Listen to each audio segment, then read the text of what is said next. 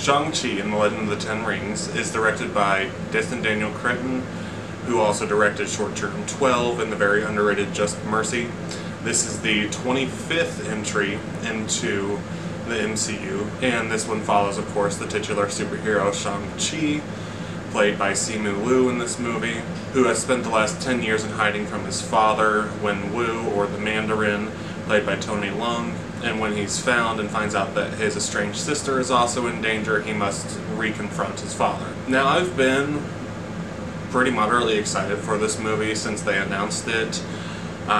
I honestly, myself, I really don't know anything about Shang-Chi as far as the comics go. It's not really a character I saw anything with. Really the only one that I really knew anything about was Iron Fist.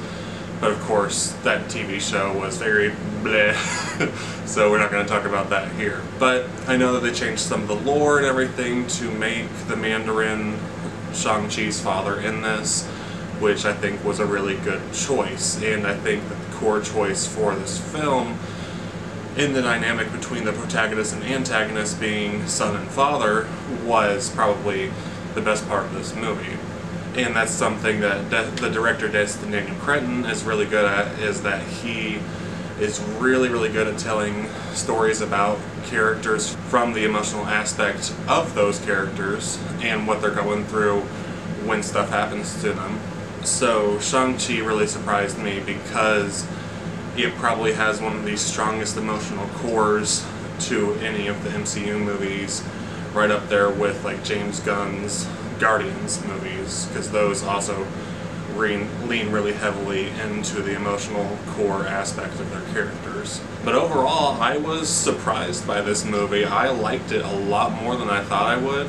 I assumed that it was going to be solid content because the MCU is good at delivering solid content, and I think that this is their best standalone movie since Black Panther. And that's something else I liked about this movie, is that you don't really have to know anything else about the MCU to watch this movie, which I feel like the last 5-6 movies or so really relied on that, and you knowing everything that's going on with them being Avengers movies, Spider-Man's movies, Black Widow's movie, all that stuff. You really need to know the other movies for it. The biggest connection this movie has is to Iron Man 3, and it really only has a passing connection to it. But I also think this movie had some very strong acting, especially from, I think it's kind of expected, Leung as Wen-Wu is great. He's a great villain. I think he's one of the best MCU villains we've gotten so far, and I'm very happy because the movie did not waste Leung as an actor. They give him plenty of screen time and plenty of material to work with in this, where he's a fleshed out, three-dimensional character, and you understand his motivations, and you understand the relationship between him and his children. And I think it's kind of a given. Leung is a great actor, and he does a really good job here too. They really found a very touching, like, emotional point with Wen-Wu's character that kind of surprised me, and I think that that's probably the best part of this movie, is the emotional attachment that they're able to develop between each characters and the audience in the time that's given, because this is the first time these characters have been introduced into the MCU, and you care about them pretty much just as much as any other character.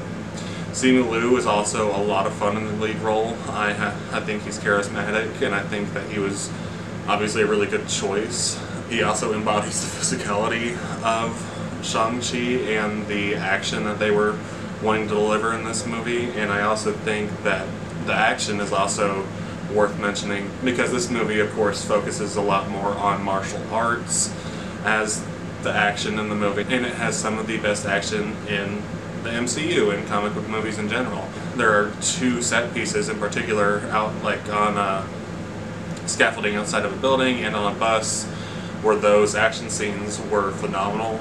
They are set up incredibly, and I love the way they played out. You could tell that they were taking some inspiration from Jackie Chan's type of action, where he uses his environment a lot, and it's kind of comedic in some ways, but it's also serious. This person does know how to kick ass and everything. So that was really, really entertaining to watch. I really hope that the MCU leans more into that kind of action. They really found the type of martial arts that really works on screen, which can also be like some of like Jet Li's movies or like Crouching Tiger, Hidden Dragon. It's martial arts that works really well on screen. Whereas in comparison to like earlier this year, like Mortal Kombat, its action was very flat, even though a lot of it did have some martial arts in it. It didn't translate well to the screen, and it didn't work. The action here works really, really well. The supporting cast was also a lot of fun. Awkwafina plays Katie, Shang's best friend, and she's a lot of fun on screen. She's hilarious. Awkwafina, I'm a huge fan of. I'll watch her in anything, basically. So I thought she was fantastic in it. And also, I think really anything that's been said about Michelle Yeoh has already been said. The actress who plays Leung in this is also really good in her role. My main problem with this movie is that there is one particular character and plot point in the second act that stops the momentum of this movie in its tracks. It's a character that I can understand why they put them in the movie, and I really like that actor a lot, but I do not think that they needed to be involved. I think the inclusion of their character detracts from the movie, and really, like I said, stops the movie when they have their scene in it, and then they don't really have any involvement in the rest of the movie. They were just there basically as a gag, a comic relief. And we already have Awkwafina there, and the dynamic between Awkwafina and Simu Liu is already funny. This character really wasn't needed.